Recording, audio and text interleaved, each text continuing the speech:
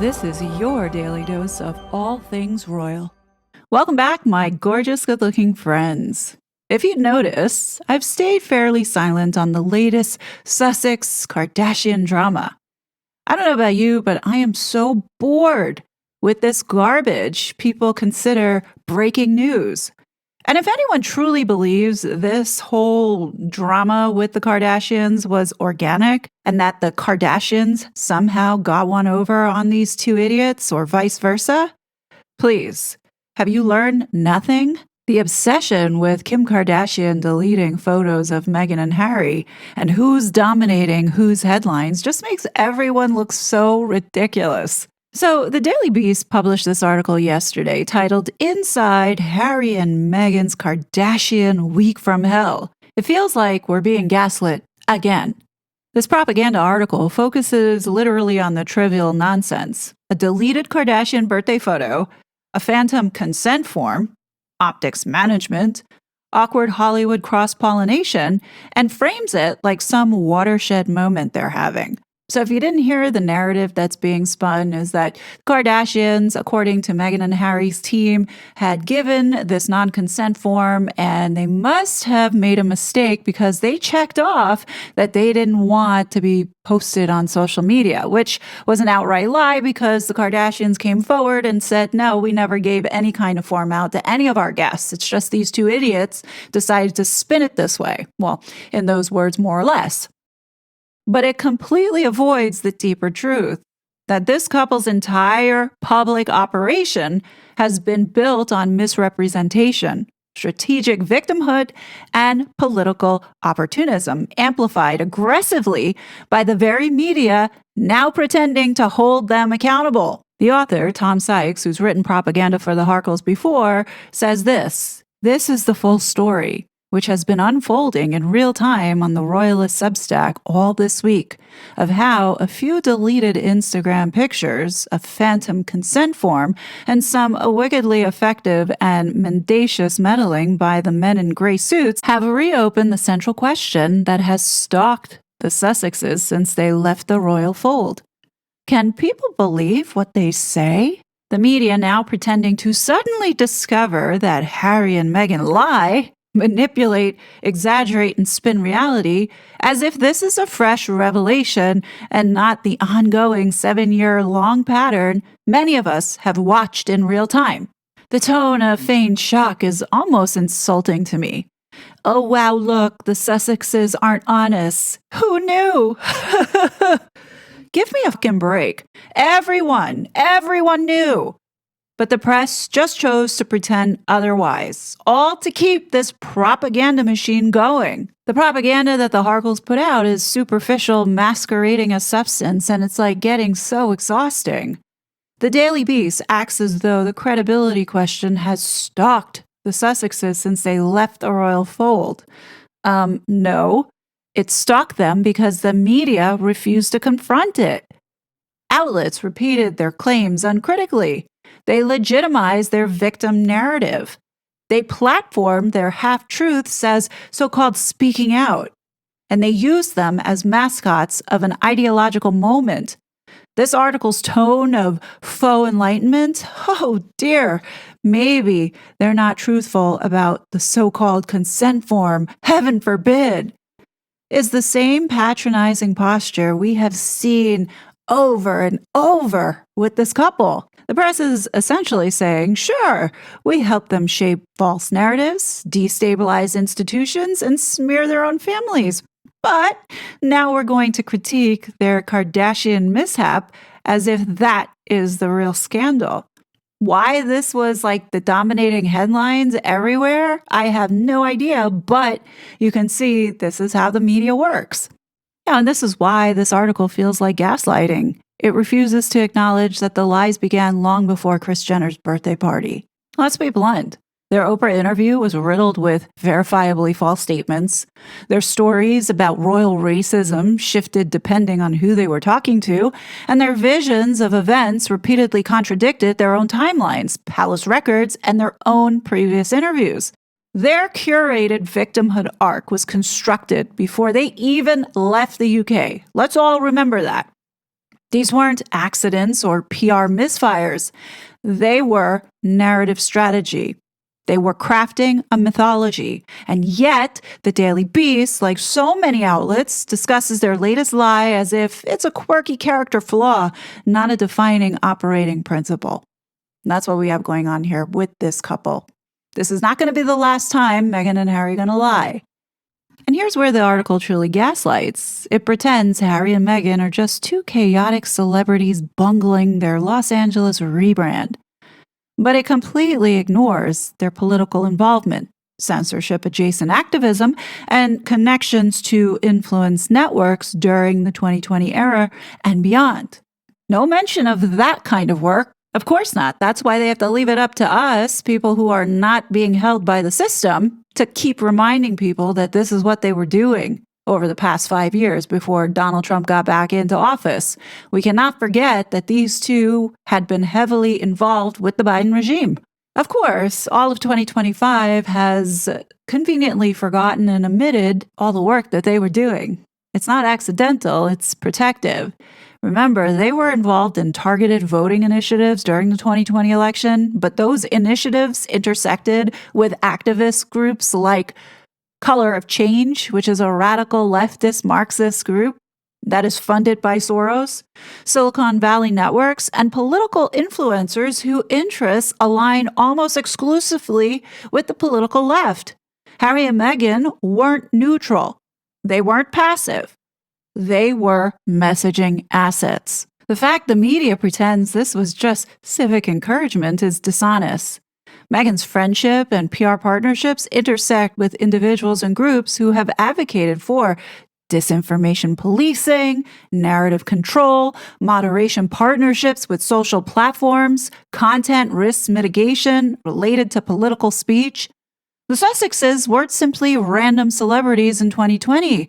They were part of a cultural political ecosystem that helped justify the tightening of content moderation, suppression of dissenting views, and misinformation labeling during that period of time.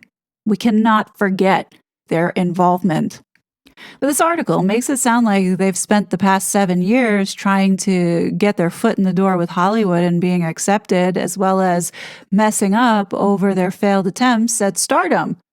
Meghan's proximity to major philanthropic networks, including those deeply tied to the political left, isn't mentioned once, nor is their production company's partnership with organizations that focus on narrative change. Remember, I keep telling you, Netflix is a big propaganda machine for the left. Netflix is all about those equity frameworks and inclusive storytelling. You know how Meghan likes to tell her stories, which are all code for ideological curation.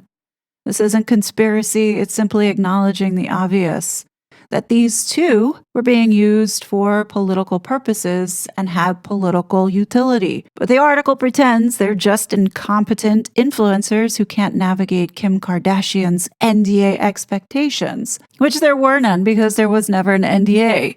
And if you notice, meanwhile, the Oprah fallout, the Netflix 6-hour wine fest, and the book Spare are in a memory hold. Notice nobody's really talking about that. The division they stoked from 2021 to 2024 was not harmless entertainment gossip. They injected race, trauma, and institutional distrust into the public conversation at the height of global instability. And they did it with provable false claims. Now that time has passed and people can reflect over the last 7 years, they can see how these two have destabilized trust in the British monarchy. They inflamed public tensions. They exploited racial politics for narrative and financial gain. Now that the political climate has shifted, they act as if none of it happened, and the press just allows it. Now, if you notice, suddenly with Trump back in office, this is the same couple who spent the Biden years destabilizing public trust, want to quietly pivot back to just being D-list celebrities. It's quite shameless, no? And the media, going along with it, is even more shameless because they were the major source of this manipulation and deception. Remember, Harry and Meghan have been weaponizing the media this whole entire time. So don't think that this exercise that we've seen over something so stupid blow up into breaking news and global headlines. Just because Kim Kardashian deleted a couple photos, Meghan and Harry have to make this big drama out of it. It's so stupid, but we fall for it every single time. You know, one of the things that drives me insane is when I see people saying, oh, Harry and Meghan are nobodies in Hollywood and Hollywood has shunned them. Meanwhile, we see Meghan getting opportunities to star in some stupid Amazon movie, starring as herself. And then they're saying, well, Oprah has dropped them. No, we see Oprah popping up at same events with Meghan and Harry. You've got Serena, who is by Meghan's side. No, I don't think that is the case at all, because I do think that there is an understanding of the role that Harry and Meghan are supposed to be playing. Like, take, for example, right after the Oprah interview, where it was announced in April 2021 that Harry was going to be a commissioner for the Aspen Institute's Commission on Information Disorder. Many of us were scratching our heads saying, like, what world are these people living in? Harry is like the biggest super spreader of mis and disinformation.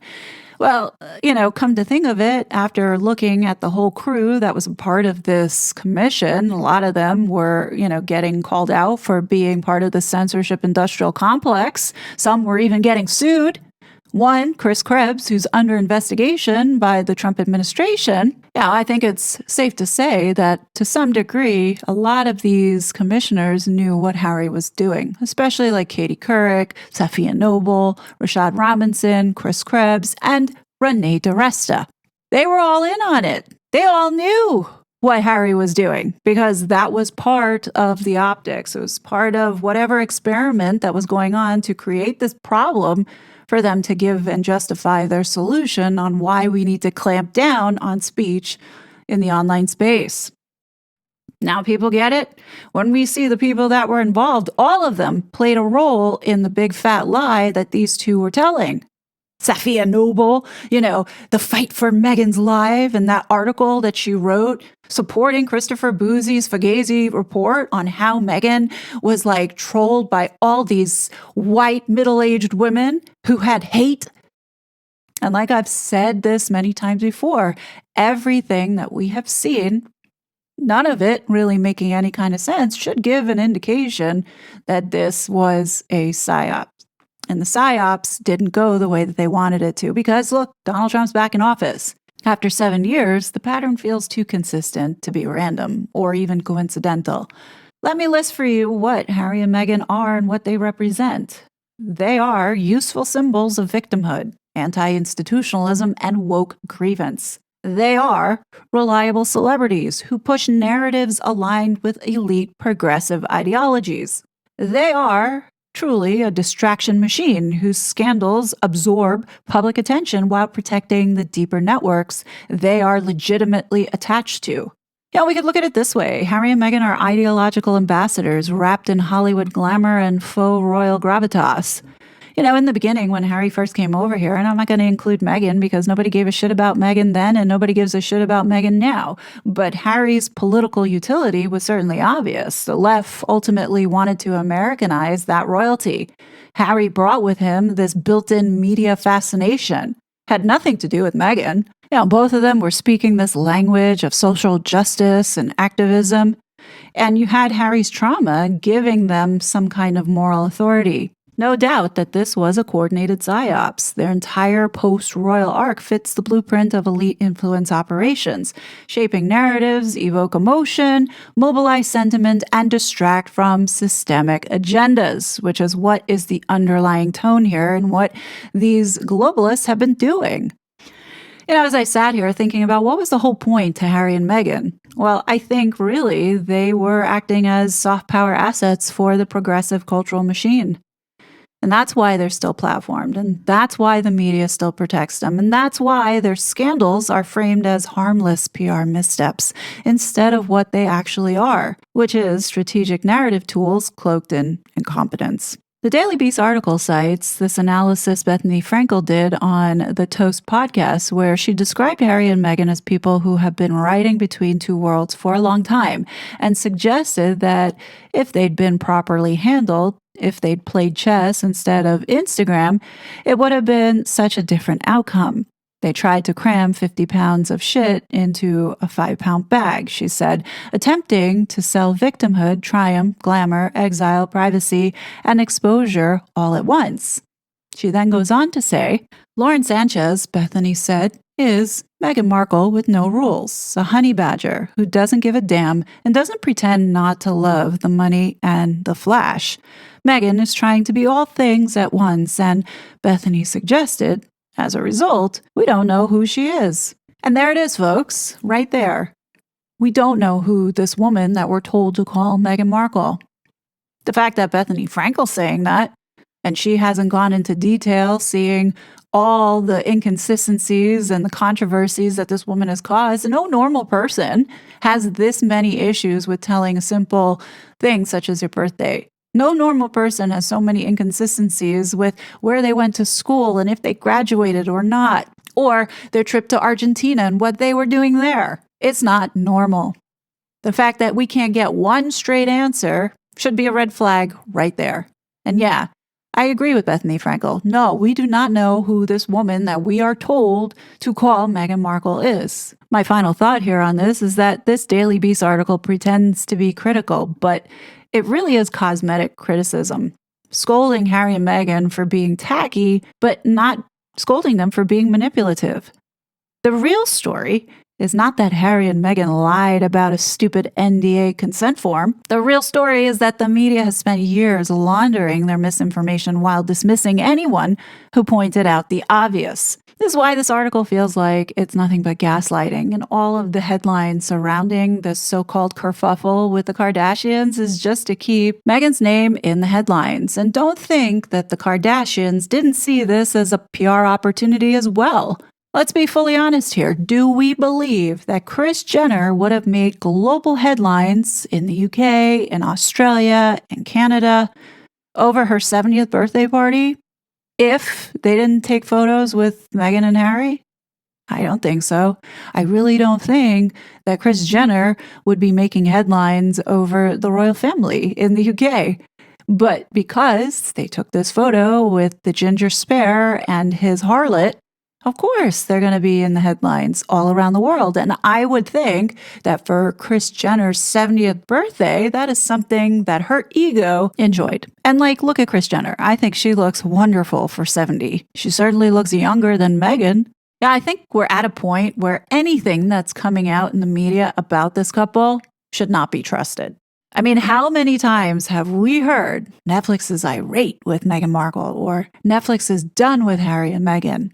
Only to see them turn around now and become the business partner of Meghan's as ever, whatever scam. Or how many times have we heard, oh, Oprah doesn't want to be seen in the same room with Meghan Markle, but then we see her showing up to the same parties or charity events. Now, my final sentiment here before I go is that I don't think that this is the last drama or controversy that Meghan and Harry will be a part of.